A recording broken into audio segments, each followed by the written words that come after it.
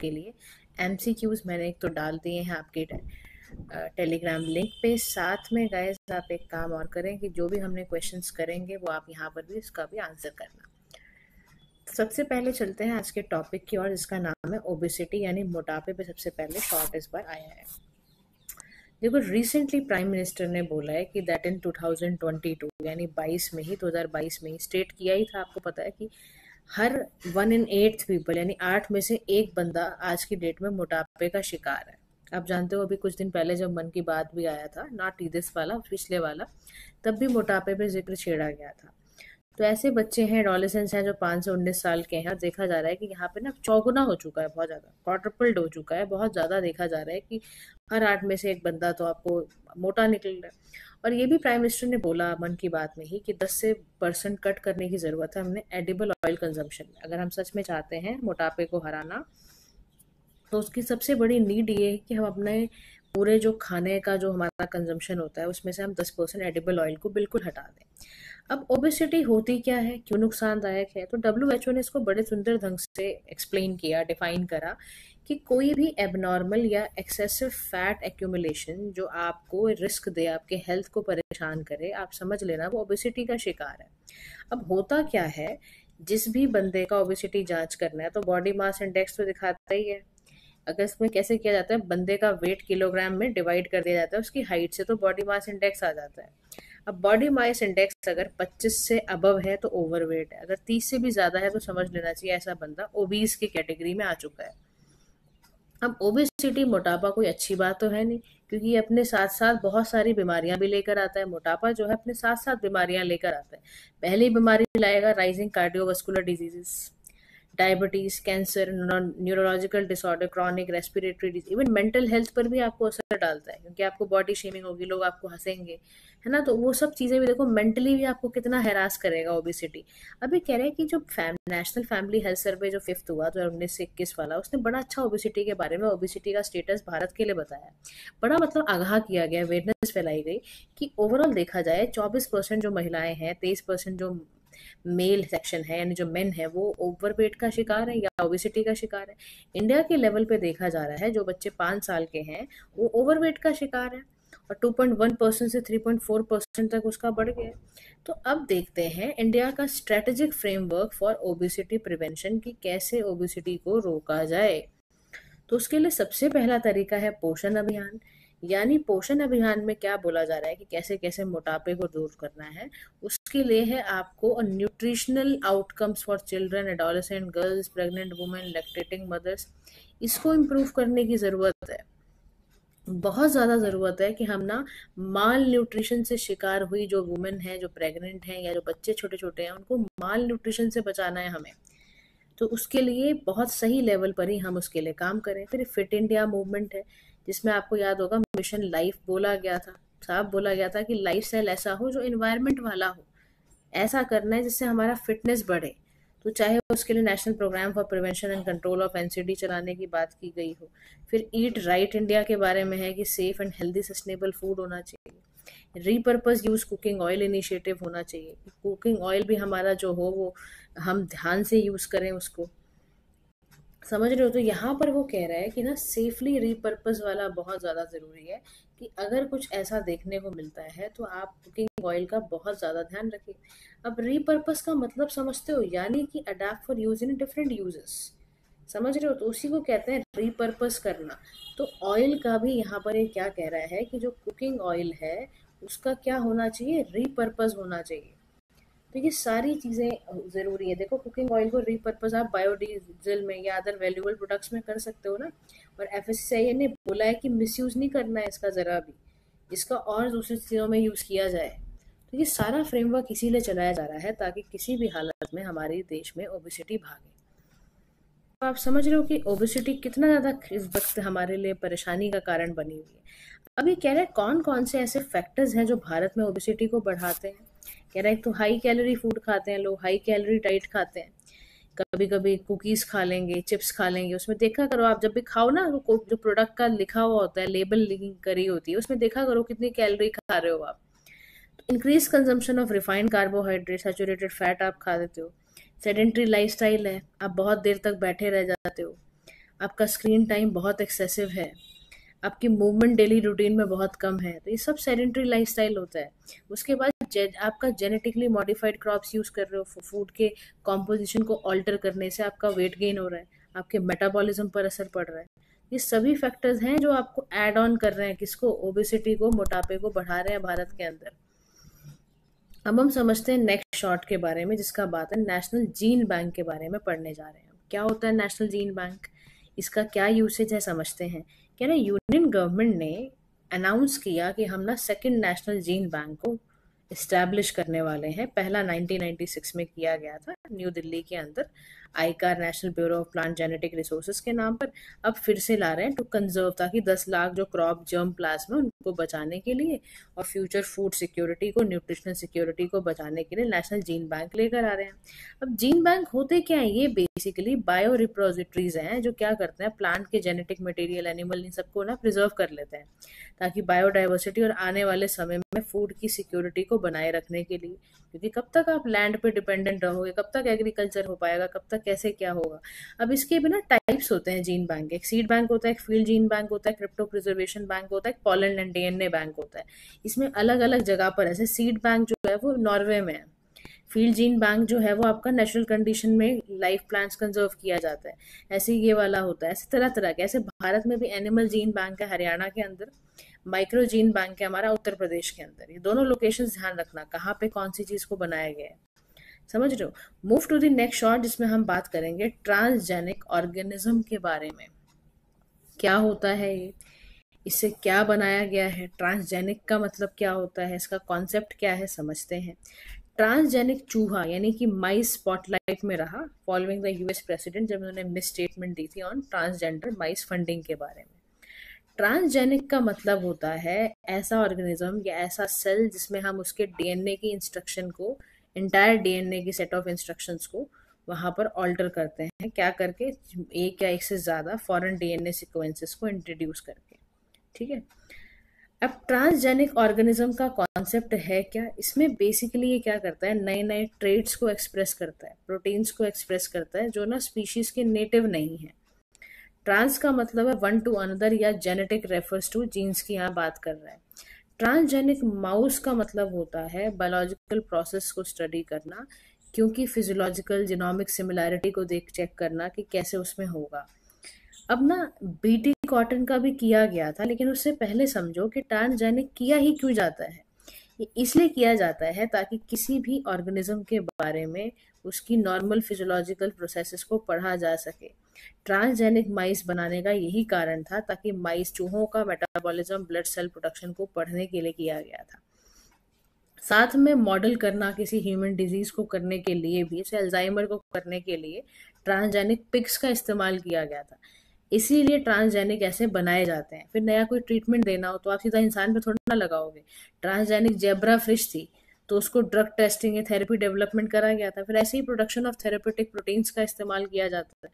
Transgenic goats develop की गई थी ताकि ह्यूमन जो एंटी थ्रोम्बिन है, ब्लड क्लॉटिंग जो प्रोटीन होता है, उसको प्रोड्यूस करने के लिए हमने ट्रांसजेनिक गोट का भी इस्तेमाल किया हुआ है। ऐसे ही ना ये क्या करता है, जैसे डिजीज को रोकना हो, जैसे बोलवॉर्म को कॉटन से हटाने के लिए, इसको रोकने के लिए बीटी कॉटन बनाया गया, तो ये ऐसे ही ट्रांसजेनिक प्रोसेस किया जाता है ट्रांसजेनिक ऑर्गेनिजम्स की, इसीलिए जरूरत पड़ती है। समझ आ गया कारण क्या क्या है। एक तो नॉर्मल फिजियोलॉजिकल आपको प्रोसेस पता चल जाएगा, दूसरा आपको ह्यूमन डिजीज को मॉडल करना हो, नए ट्रीटमेंट ढूंढने हो, तब आपको ट्रांसजेनिक ऑर्गेनिज्म की बहुत ज्यादा जरूरत पड़ती है। अब बीटी कॉटन में ट्रांसजेनिक प्रोसेस कैसे किया गया था समझना ध्यान से। देखो, एक ना डोनर ऑर्गेनिज्म होता है बैसिलस थुरिंजिनाइसिस, ठीक है। इसमें क्या होता है, ये टॉक्सिक से बॉलवर्म को, बैक्टीरियम को प्रोड्यूस करता है। इसके बाद ना इसके जीन को एक्सट्रैक्ट किया जाता है, आइसोलेट किया जाता है इसके जीन को बीटी से। फिर इसके डीएनए को रिकॉम्बिनेंट किया जाता है, यानी डीएनए को कंबाइन किया जाता है डिफरेंट सोर्सेज से, वेक्टर की मदद से इसमें डाला जाता है, इंसर्ट किया जाता है क्राई1AC जीन को, ठीक है। उसके बाद इसको रिकॉम्बिनेंट वाले को कॉटन के सेल में डाल दिया। अब कॉटन यहाँ पे डलते ही प्रोड्यूस करेगा सेल प्रोटीन जो बॉलवर्म को मार डालेगा। बात समझ रहे हो। तो इसको इस तरह से, इस ढंग से ट्रांसजेनिक प्रोसेस को किया जाता है, ताकि क्या हो कि कोई भी एबनॉर्मल सिचुएशन क्रिएट हो जाए तो आगे आने वाले चैलेंजेस को रोकने के लिए रोक देता है। देखो, कॉटन को, पूरी खेती को बॉलवर्म खराब कर देते हैं, तो उसको ठीक करने के लिए किया जाता है। समझ में आया। अब देखो चैलेंज तो है इसके साथ। सबसे बड़ी बात, एनिमल के वेलफेयर को तो आप सोच ही नहीं रहे ना। आप तो कभी जेबरा ला रहे हो, गोट ला रहे हो, इसमें ड्रग्स डाल रहे हो, तो हो सकता है वो मर जाए। जेनेटिक मॉडिफिकेशन हो जाए तो क्या करोगे? एनवायरनमेंट में रिस्क तो है ही, क्योंकि डिसरप्ट तो करेगा इकोसिस्टम को। फिर रेगुलेशन की बात की जाए तो रूल्स 1989 का है अंदर, under the environment protection act 1986 है, या जब ये आपका जेनेटिक इंजीनियरिंग अप्रेजल कमेटी की बात है। इन सभी को रेगुलेट करने के लिए भी बहुत ज़्यादा ज़रूरी है कि ऐसे अप्रेजल कमेटीज लाई जाए। Move to the next topic जिसमें हम बात कर रहे हैं कि मीती ने लॉन्च किया है मल्टीपल इनिशिएटिव, ताकि हम एआई इकोसिस्टम को बूस्ट कर पाए। ठीक है, तो एआई को बूस्ट करने के लिए मीती को लॉन्च किया गया है। मीन्स मीती ने बहुत सारे मल्टीपल इनिशिएटिव लेकर आई है। उसका कारण ये है कि आर्टिफिशियल इंटेलिजेंस के इकोसिस्टम को और ज़्यादा बूस्ट किया जाए। तो इसीलिए इंडिया का जो एआई मिशन है उसको लेकर आया गया। आप समझते हैं क्या है ये? एआई कोशा करके है, यानी Indian AI data set platform है, बहुत ही सिक्योर है, एआई मॉडल पे बनाया गया है। और इंडिया का जो एआई कंप्यूट आपका जो पोर्टल है, इसमें सब्सिडाइज एआई कंप्यूट करना, स्टोरेज करना, नेटवर्क सर्विसेज के लिए 10,000 प्लस ग्राफिक प्रोसेसिंग यूनिट भी डाली गई है। सर्किट है जो बहुत सारे मैथमेटिकल कैलकुलेशंस को करती है और साथ ही साथ ग्राफिक्स को, वीडियोस को कैलकुलेट करती है। एआई कॉम्पिटेंसी फ्रेमवर्क का मतलब समझते हो, यानी इसमें पब्लिक सेक्टर ऑफिशियल्स मिले हुए हैं, एआई स्किल्स में कॉम्पिटेंसी मैपिंग वगैरह की जाती है। यानी कि यहाँ पर आप देखो ये सारे के सारे इनिशिएटिव इसीलिए लिए जा रहे हैं ताकि ना इंडिया का जो एआई मिशन का प्रोग्राम है उसमें चाहे हम डेटा सेट्स कहें उसको अच्छा करना है, या हमें कंप्यूट करना हो, या हमें पब्लिक सेक्टर ऑफिशियल्स को एआई की स्किल्स दिखानी हो, उनके ना उनके अंदर ये सब चीज़ें कॉम्पिटेंसी डालनी हो, उसके लिए भी। या आईगोट करके ना, जैसे आपका जो आईगोट कर्मयोगी प्लेटफॉर्म है उसमें भी कोशिश की जा रही है कि जितने भी भारत सरकार के ये जो लोग हैं ना, आपको इनको भी ना ज़्यादा से ज़्यादा भारत के एडमिनिस्ट्रेटिव वाले जो लोग हैं, सिविल सर्विसेज में हैं या जहाँ भी हैं, इनको भी एआई से रूबरू कराया जाए। साथ में ऐसे इनिशिएटिव भी लिए जाते हैं। इंडिया का एआई स्टार्टअप है, ग्लोबल एक्सेलरेशन प्रोग्राम्स हैं, ये सारे के सारे सिखाए जा रहे हैं। अब 7 पिलर्स इंडिया एआई के मिशन के पता है क्या है? यही सारे हैं कि इंडिया एआई कंप्यूट करना आ जाए। दूसरा ये आ जाए कि इंडिया का जो एआई डेटा सेट प्लेटफॉर्म है, इंडिया का जो एआई एप्लीकेशन डेवलपमेंट प्रोग्राम है, फ्यूचर स्किल से रिलेटेड है, इन सबको ज़्यादा से ज़्यादा आगे बढ़ाने की ज़रूरत है। अब इंडिया एआई मिशन है क्या? मार्च 2024 में लॉन्च हुआ। इसका बजट ही 10,371 करोड़ का है। ये पब्लिक प्राइवेट पार्टनरशिप पे वर्क करता है। ठीक है ना, डेमोक्रेटाइज करना, कंप्यूटिंग एक्सेस को बढ़ाना, सोशली इम्पैक्टफुल प्रोजेक्ट लेकर आना, तो ये सारे काम ऐसे किए जा रहे हैं। अब ना ये ध्यान रखना, ये अम्ब्रेला प्रोग्राम है जो मीती द्वारा लेकर आया गया है। इसमें जो इम्प्लीमेंटिंग एजेंसी है वो है इंडिपेंडेंट आपकी इंडिया एआई की बिजनेस डिवीजन, जो डिजिटल इंडिया कॉर्पोरेशन के अंडर काम करती है। अब इंडिया का जो पूरा एआई मॉड्यूल है या लैंग्वेज टेक्नोलॉजी है, देखो हम ना बहुत ज़्यादा चाहते हैं, इसीलिए भारत जैन बनाया है। भारत में फर्स्ट गवर्नमेंट फंडेड ये एलएलएम है, लैंग्वेज लर्निंग मॉड्यूल बनाया गया है, भाषणी तैयार करा गया है ताकि ट्रांसलेशन प्लेटफॉर्म तैयार हो। ठीक है ना, इसमें टेक्स्ट को समराइज करना हो, कंटेंट जनरेशन करना हो, चित्रलेखा बनाया गया है कि ऑडियो स्क्रिप्ट को कोई वेरियस इंडियन लैंग्वेजेस में जनरेट या एडिट करना हो। हाँ, इसमें हनुमान एवर रेस्ट 1.0 बनाया गया ताकि इसमें मल्टीपल लैंग्वेज, भारत की सेट 35 इंडियन लैंग्वेजेस को ये सपोर्ट करेगा। तो आप सोचो कि कितना ज़्यादा ये इस समय पे काम इस तरह से कर रहे हैं। समझ रहे हो? अब नेक्स्ट हमारा टॉपिक आता है जिसमें हम बात करेंगे एआई वॉशिंग के ऊपर। तो वेंचर कैपिटलिस्ट है, उसी ने ये बेसिकली कंसर्न दिखाया है कि जो एआई वॉशिंग हो रही है स्टार्टअप्स के द्वारा फंड को सिक्योर करने के लिए, ये बहुत बड़ा कंसर्न है। क्या होता है एआई, आर्टिफिशियल इंटेलिजेंस से कैसे वॉश कराया जा रहा है?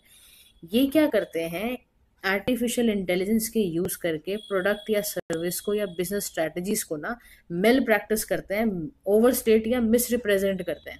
मतलब आप समझो, ऐसे पहले हम ग्रीन वॉशिंग करते थे ना, कंपनीज मिसलीड करती थी कि हाँ हम जो प्रोडक्ट बना रहे हैं, हम जो सर्विस दे रहे हैं उससे हम पॉजिटिव इम्पैक्ट कैसे फैला रहे हैं, झूठ बोलने का है ना। ऐसे ही एआई वॉशिंग क्या कर रहा है, ओवरस्टेट या मिस रिप्रेजेंट कर रहा है एआई प्रोडक्ट्स को एआई की मदद से।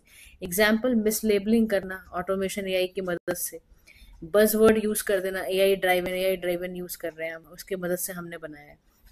ये सारे ही वजहों से क्या होता है, आप एआई वॉशिंग करने लग जाते हो। ठीक है, तो ये अच्छा नहीं है, ये बहुत बड़ा कंसर्न है। वेंचर कैपिटलिस्ट ने बिल्कुल सही कंसर्न उठाया है ये, कि आप धोखा दे रहे हो कस्टमर को basically. Move to the next topic, जिसमें हम बात करेंगे national innovation challenge for drone application and research. MeitY ने अगेन कोलैबोरेट करा है ड्रोन फेडरेशन इंडिया के साथ और नीडर लॉन्च किया है अंडर द सोयन इनिशिएटिव। तो इसमें यही है कि हम इंस्पायर कर पाए इंडिया के जो स्टूडेंट हैं, रिसर्च जो कम्युनिटी है, वो कोलैबोरेटिव ऑटोनोमस ड्रोन्स बनाए। ज़्यादा से ज़्यादा जो रियल वर्ल्ड चैलेंजेस हैं in the field of disaster management उसको दूर किया जाए, प्रिसीशन एग्रीकल्चर को और बढ़ाया जाए। तो 2022 में आया ये।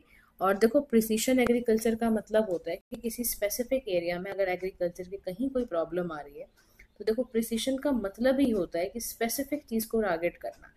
जैसे कि आप मॉडर्न फार्मिंग मेथड का यूज कर रहे हो, डेटा ड्राइवन टेक्नोलॉजी की मदद से आप रिसोर्सेस ला रहे हो, आप देख रहे हो कि क्रॉप यील्ड को कैसे ऑप्टिमाइज किया जाए, कैसे कम किया जाए एनवायरनमेंट के इम्पैक्ट। तो this is called precision agriculture. Got it? Observe करना, मेजरमेंट करना, फील्ड के स्पेसिफिक कंडीशन को देखना, यहाँ प्लांटिंग कैसे होगी, फर्टिलाइजेशन कैसा होगा, इरिगेशन कैसे करेंगे हम, यहाँ हार्वेस्टिंग कैसे होगी, तो ये सारी के सारे यहाँ पर देखनी होगी। समझ रहे हो मेरी बात को? तो नेक्स्ट यहाँ पर कह रहा है कि इसका काम ही यही है कि कैपेसिटी बिल्डिंग पे फोकस करना, ह्यूमन रिसोर्सेज के, ड्रोन्स में देखना, रिलेटेड टेक्नोलॉजीज पे वर्क करना। Got it? Now move to the next topic, जिसमें हम बात करेंगे नॉर्थ इंडिया का फर्स्ट न्यूक्लियर प्रोजेक्ट के बारे में। तो नॉर्थ इंडिया का पहला न्यूक्लियर प्रोजेक्ट कहाँ इस्टेब्लिश किया गया है? गोरखपुर, हरियाणा में। ध्यान रखना, कहीं गोरखपुर सुन के उत्तर प्रदेश चले जाओ, हरियाणा वाला। यहाँ पर 2 ट्विन यूनिट्स हैं, एक प्रेशराइज हैवी वाटर रिएक्टर लगाए गए हैं। टोटल कैपेसिटी उसकी 2800 मेगावाट है। इसमें क्या करा जा रहा है? हैवी वाटर यूज किया जा रहा है कूलेंट की तरह, नेचुरल यूरेनियम फ्यूल की तरह। अब हैवी वाटर होता क्या है? एक ऐसा पानी जिसमें हैवी हाइड्रोजन है, रेगुलर हाइड्रोजन नहीं है, हैवी वाली, इसको ड्यूटेरियम कहते हैं। तो इसमें क्या होता है? हैवी वाटर से फायदा ये होता है, ये न्यूट्रॉन्स को स्लो कर देता है और लो प्रोबेबिलिटी होती है न्यूट्रॉन्स को ऑब्जर्व करने की। अब ये सब करा इसीलिए जा रहा है क्योंकि ना हम ना 1960 में ना इंडो कैनेडियन न्यूक्लियर कॉर्पोरेशन हुआ था। तो उसी के तहत ना हमारा पहला जो हमने रिएक्टर बनाया राजस्थान के अंदर, फिर पोखरन भी हमने किया था, कनाडा ने हमारा सपोर्ट भी हटा लिया था, फिर हमने अपना खुद का बनाया। तो इंडिया का जो 3 स्टेज न्यूक्लियर प्रोग्राम है वो ऐसे चला है। स्टेज 1 में हमने heavy water reactor fuel use करा, फिर हमने कैसे उसके बाद स्टेज 2 में प्लूटोनियम या दूसरे नेचुरल यूरेनियम्स का इस्तेमाल करा, फिर कैसे हमने थोरियम और यूरेनियम को मिक्स करके रिएक्ट करा, फिर इलेक्ट्रिसिटी जनरेट कराई। तो हमने इस तरह से यूज करा है। रिसेंट डेवलपमेंट न्यूक्लियर एनर्जी में भारत की ये हुई है कि हमने ना एक न्यूक्लियर एनर्जी मिशन बनाया है, जिसमें हमारा ध्यान है कि 100 गीगावाट तक ना न्यूक्लियर एनर्जी हम यूज करेंगे बाय 2047। यानी इंडिया करेंटली 8.1 गीगावाट इंस्टॉल कर चुका है और आगे आने वाले समय में हम 100 गीगावाट तक कर देंगे। न्यू यूरेनियम डिपॉजिट भी हमारे बाहर निकले, हमारे ही देश से। झारखंड के अंदर ना इंडिया का एक बहुत पुराना यूरेनियम माइन है, जादूगुड़ा करके, उसको भी हम निकाल रहे हैं, काफी एक्सट्रैक्ट कर रहे हैं उसमें भी। और पहली 2 यूनिट हमने अपनी खुद की बनाई है, काकरापार गुजरात में, ये सब का कि हम कमर्शियल ऑपरेशन भी कर पाए। तो कंट्री का जो first prototype fast breeder reactor है वो 2024 में माइलस्टोन भी हमने अचीव किया। तो हम ना हमारी ना 2 ना ऑर्गेनाइजेशंस हैं, मैं आपको बता दूं, एक NPCIL है, एक NTPC, दोनों अश्विनी करके जॉइंट वेंचर भी निकाला है, ताकि 4 into 700 मेगावाट तक हम ये आपका माही Banswara Rajasthan atomic power project पे काम कर पाए। उसके बाद आपका नेक्स्ट आता है कि नासा के जो एस्ट्रोनॉट है ना, द रिटर्न टू अर्थ। अर्थ में आए, आपको पता ही है, सुनीता विलियम जी बुच विल्मोर आए, बाय 286 डेज कवर करके इंटरनेशनल स्पेस स्टेशन से लौट कर आए। बोइंग था वहाँ पर CST-100 स्टार लाइनर कर कर। तो उन्होंने स्टार लाइनर में एक्सपीरियंस क्या किया कि हीलियम लीक हो रहा था, थ्रस्टर मेल फंक्शनिंग था, है ना, और फिर भी देखो अनसेफ था बहुत एस्ट्रोनॉट्स के लिए। तो जो सोवियत कॉस्मोनेट थे वलेरी पोइलकम हो, उन्होंने बहुत बड़ा लॉन्गेस्ट सिंगल रिकॉर्ड बनाया था, stay in space, spending 430 days उन्होंने वहाँ पर स्पेंड किए थे मिड स्पेस स्टेशन के लिए। तो सोवियत कॉस्मोनॉट थे ये। अब अपॉर्चुनिटीज क्या है इनका, क्या मतलब इतना दिन तक गए? तो 2 दिन के लिए थे, 286 डेज कैसे कवर हो गए? तो देखते हैं। उसका रीजन था कि मेडिकल रिसर्च हुई, रेयर चांसेस मिलते हैं, अनप्लान्ड लॉन्ग स्पेस एक्सपोजर मिला ह्यूमन बॉडी पे जिसका इफेक्ट पड़ता है। टेक्नोलॉजिकल टेस्टिंग की बात करें तो वहाँ पे लाइफ कैसे सपोर्ट करेगी, स्पेस क्राफ्ट कैसे वहाँ पे सपोर्ट करेगा। तो उसके लिए है। फिर यहाँ पे ना डीप स्पेस मिशन प्रिपरेशन भी की गई है फ्यूचर मार्स को लेके, लूनर मिशन को लेके। फिर यहाँ देखा जा रहा है कि ना हेल्थ चैलेंजेस भी हैं स्पेस पे। स्पेस रेडिएशन का प्रॉब्लम है, जो कॉस्मिक रेज है उसका एक्सपोजर बहुत ज़्यादा है, सोलर रेडिएशन का बहुत एक्सपोजर है, तो इससे क्या होता है, कैंसर का रिस्क है, दूसरी इलनेसेस का रिस्क है। फिर ग्रेविटी की फील्ड पे, माइक्रो ग्रेविटी की वजह से क्या होता है, मसल एट्रॉफी होती है, बोन की डेंसिटी का लॉस हो जाता है। तो नासा ने ऑब्जर्व करा कि वेट बेरिंग बोन लॉस आप 1 से लेके 1.5% पर मंथ माइक्रोग्रेविटी का लॉस होता है। फिर आइसोलेशन कन्फाइनमेंट की बात की जाए तो साइकोलॉजिकल इफेक्ट भी इसका बहुत पड़ेगा, मेंटल वेलबींग पे असर पड़ता है जब आप इतने टाइम तक रहते हो। तो इंटरनेशनल स्पेस स्टेशन पे गए तो हम समझना चाहिए कि हैबिटेबल आर्टिफिशियल सिस्टम है, ये सैटेलाइट है, और यूरोपियन पार्टनर्स हैं, यूएसए का नासा है, जापान का जक्सा है, कनाडा का सीएसए है, रशिया का रॉसकॉस्मोस है। इनका काम ही ये होता है साइंटिफिक रिसर्च करना, डीप स्पेस एक्सप्लोरेशन करना, ये सब काम इनका होता है। Move to the next topic जिसमें हम बात करेंगे स्टार लिंक सैटेलाइट इंटरनेट के बारे में। देखो Indian telecom companies Airtel plus Reliance वालों ने, यानी रिलायंस जियो वालों ने, ये स्पेस एक्स के साथ ना जोड़ के ना बोला है कि हम स्टार लिंक को सैटेलाइट इंटरनेट सर्विसेज भारत में देंगे। स्टार लिंक वर्ल्ड का पहला लार्जेस्ट सैटेलाइट कॉन्स्टिलेशन है जो लियो यूज करता है, यानी लो अर्थ ऑर्बिट यूज करता है। और भाई ऐसी स्पीड है कि आपको पता नहीं चलेगा, मतलब और ब्रॉडबैंड इंटरनेट भी लो लेटेंसी का चाहिए। अब सैटेलाइट इंटरनेट का मतलब है कि वायरलेस इंटरनेट होगा, कम्युनिकेशन सैटेलाइट होगा और ऑर्बिट करेगा अर्थ पर, और लोकेशन इंडिपेंडेंट है, ये कहीं पर भी ग्लोबल कवरेज करेगा ये। अब इसमें लेजर्स का इस्तेमाल करा गया, इसमें ग्राउंड स्टेशन की डिपेंडेंसी खत्म हो जाएगी। स्टारलिंक सैटेलाइट सर्विस यानी कि 7086 से लेकर आए हैं। इसमें ना 3 स्पेस लेजर्स होंगे जिसमें कि 200 गीगावाट पे चलेगा, और कॉन्स्टलेशंस यूज करेंगे, 5 एडवांस तरीके के एंटीनास वगैरह यूज करेगा इसमें, वो कि बहुत ही ज्यादा हाई बैंडविड्थ वाली है, मतलब आप समझ लो कमाल होगा इससे, कमाल कमाल की सैटेलाइट होगी ये। अब इसका फायदा ये है कि भाई गांव हो, देहात हो, रिमोट एरिया हो, अनकनेक्टेड एरिया हो, पहाड़ हो, सब जगह चलेगा ये। डिजास्टर्स में बहुत ज़्यादा ये जो स्टारलिंक होता है ये कनेक्टिविटी देगा। तो tonga after massive volcano erection इसी ने किया था, सुनामी वगैरह से बचाएगा हमें। कनेक्टिविटी इससे भी बढ़ेगी कि हमारे जो ड्रोन्स हैं या मिलिट्री बेसिस हैं या हमारे जो भी मिलिट्री प्लेन्स हैं उनको भी बहुत हेल्प मिलेगी। कंसर्न है कि एस्ट्रोनॉमिकल इंटरफेरेंस करोगे आप जब लाइट एमिट लेकर आओगे सैटेलाइट द्वारा नाइट स्काई में, ये इंटरफेयर नहीं करेगा एस्ट्रोनॉमिकल ऑब्जर्वेशंस को, फिर एटमॉस्फेयर चेंज करने की इसमें बड़ी शक्ति है, ये एटमॉस्फेरिक केमिस्ट्री को ही बदल के रख देगा। और टेक्निकल लिमिटेशन इसकी ये है कि बहुत ज़्यादा एक्सट्रीम वेदर कंडीशंस में या जियोमैग्नेटिक स्टॉर्म में ये काम ही नहीं करेगा। तो फ़ायदा क्या, फिर उस समय क्या करोगे। नेक्स्ट इज मेटेरॉइड के बारे में पढ़ते हैं कि देखो जी साइंटिस्ट ने कंफर्म किया है कि मेटेरॉइड जो है विलेज में गिरे हैं, बीड करके है वो महाराष्ट्र में। मेटेरॉइड्स होते क्या है, meteoroid basically survive its trip through the atmosphere और हिट ग्राउंड में हिट कर दिया। अब 3 शब्द होते हैं, मेटेरॉइड, मेटोर और मेटेरॉइड्स, ठीक है, तीनों बातों को आप समझना। मेटेरॉइड्स की बात कर रहे हैं कि मेटेरॉइड गिरा है। मेटेरॉइड्स जो होते हैं वो पहले मेटेरॉइड की तरह सर्वाइव करते हैं और उसके बाद वो ग्राउंड पे गिरते हैं। मेटेरॉइड स्पेस में होता है, मेटोर एटमॉस्फेयर में होता है, मेटेरॉइड अर्थ पे होता है।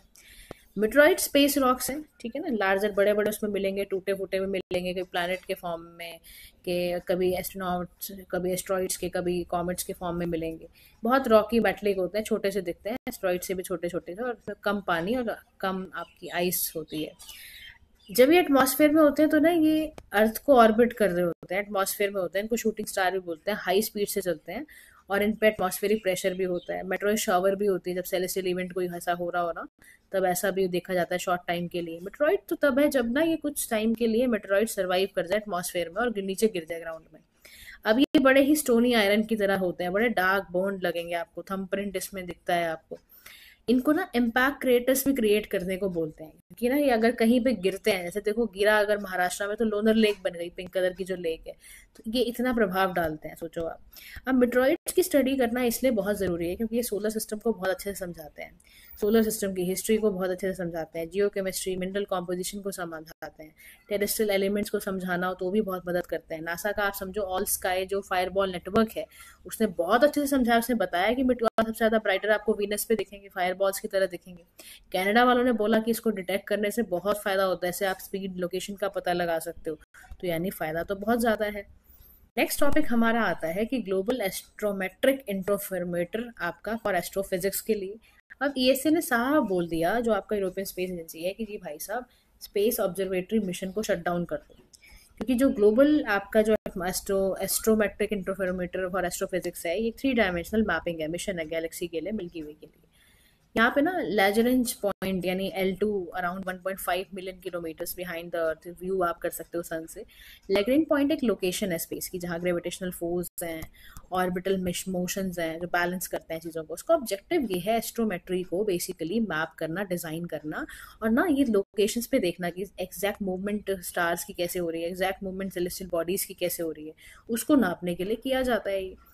अब आता है अबेल प्राइज के बारे में। इस बार किसको मिला है तो ध्यान रखना है, जापानीज मैथमेटिशियन है मसाकी काशिवारा, 78 ईयर्स के इनको मिला है। इनको मिला है नोबेल ऑफ मैथमेटिक्स। ऑनर क्या किया गया इनको, किस काम के लिए दिया, इन्होंने मैथ्स के अंदर ही एल्जेब्रिक एनालिसिस किया है, रिप्रेजेंटेशन थ्योरी बनाई है, डी मॉड्यूल्स बनाया है, क्रिस्टल बेसिस बनाया है। तो पेपर में बहुत ज्यादा आ सकता है, प्रीलिम्स के पेपर में क्यों मिला है, किसको मिला है। नोबेल प्राइज किसको दिया जाता है, हर साल बांटा जाता है अगर आपने कुछ कमाल का काम किया हो मैथमेटिक्स के अंदर। तो ये नाम कैसे पड़ा एबल प्राइज, आपके ना मैथमेटिशियन से 1802 से 39 तक नील्स हेनरिक एबल करके, उन्होंने बहुत बड़ा जनरल इक्वेशंस बताई थी रेडिकल, जो इम्पॉसिबल था उन्होंने पॉसिबल करके बताया था, इलेक्ट्रिक फंक्शंस के बारे में बताया था। तो 2002 में ये आया बाय नॉर्वेजियन गवर्नमेंट, और इसको नॉर्वेजियन अकेडमी ही आपका मैनेज करती है। पहले जो विनर थे वो जीन पेरेस सेरी थे। प्राइज इसमें 7.5 मिलियन कॉर्नर्स का मिलता है, यानी $720,000 एंड ग्लास प्लेक मिलता है। तो बहुत ज़बरदस्त प्राइस मिलता है। तो इंटरनेशनल मैथमेटिकल यूनियन विद इसको सपोर्ट, यही वर्ल्ड मैथमेटिकल ईयर, दोनों में बहुत फर्क है। एक अबेल प्राइज है, एक अलग से वर्ल्ड मैथमेटिकल ईयर भी दिया जाता है। वो कौन देता है, international mathematical union with UNESCO के सपोर्ट के साथ। ठीक है, तो गाइज आज के लिए इतना ही। इमीडिएटली मैं आपको दिखा देती हूँ आपके एमसीक्यू पार्ट। आप चेक करिए कि आप कितने क्वेश्चंस को कर पा रहे हैं। तो पहला जो क्वेश्चन है आपके वही टॉपिक से दिया गया है जो मैंने आपको पढ़ाया था, ह्यूमन एनहांसमेंट से रिलेटेड। वीडियो को पॉज करिए, क्वेश्चंस के जवाब दीजिए, चेक करिए कितने आपके आंसर्स ठीक हो रहे हैं। आंसर्स आपको PDF में मिल जाएंगे, and that PDF is in Telegram link. So join the Telegram link from the UPM Pathshala के डिस्क्रिप्शन बॉक्स से। ठीक है, चलो जी, have a nice day to all.